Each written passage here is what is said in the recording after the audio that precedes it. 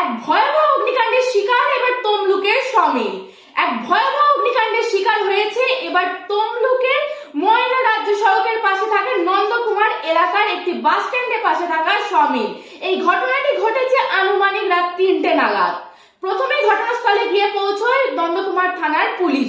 পরে দমকলের একটি ইঞ্জিন আসে। প্রায় 30 থেকে 40 মিনিটের চেষ্টায় দমকল কর্মীরা নিয়ন্ত্রণে আনে আগুন।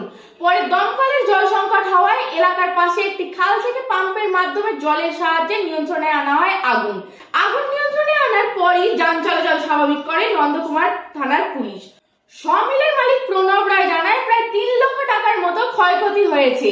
দমকল কর্মীদের পক্ষ থেকেও জানানো হয় প্রচন্ড গরমের কারণেই হয়তো হয়েছে এই অগ্নিকাণ্ড, বা এর পিছনে অন্য কোনো কারণও থাকলেও থাকতে পারে।